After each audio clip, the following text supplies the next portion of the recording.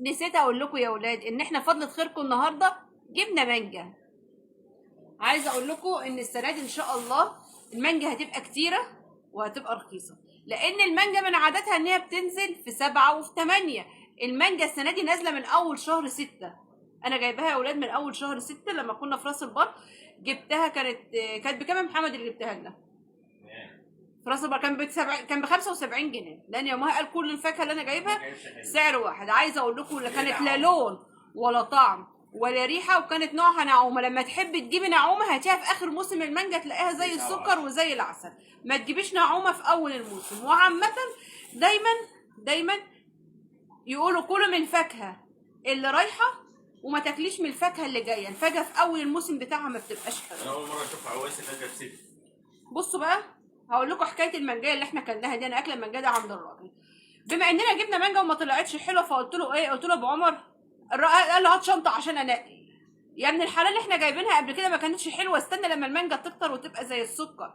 قال لي خلاص انا قلت للراجل. قلت له طب ادي دي للراجل وزنها وحاسب عليها. ادينا للراجل دي المانجايه دي لوحدها 15 جنيه. طلعت ب 15 جنيه وحاسبنا عليها. وانا واقفه عند الراجل قشرتها ودقتها لقيت طعمها حلو.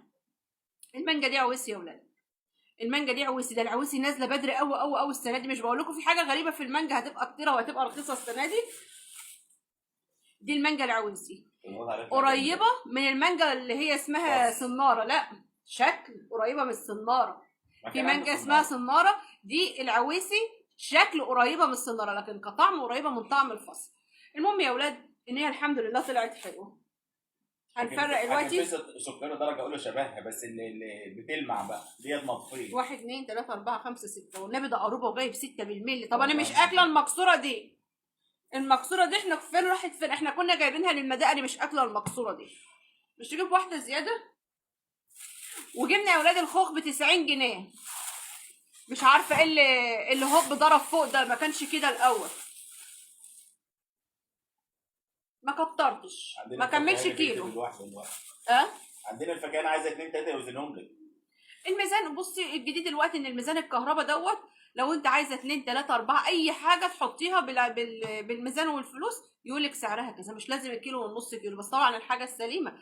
يعني مثلا ايه؟ يعني في بره نقول لك ايه؟ نص كرنبايه، نص بطيخايه. لا احنا هنا ايه؟ تديله دي سليمه دي سليمه يوزن لك العدد اللي انت عايزاه. يومكم سعيد يا اولاد. انا مش اخده المجايه دي، خلي بالكم. يومكم سعيد ويومكم بيضحك ويومكم زي العسل.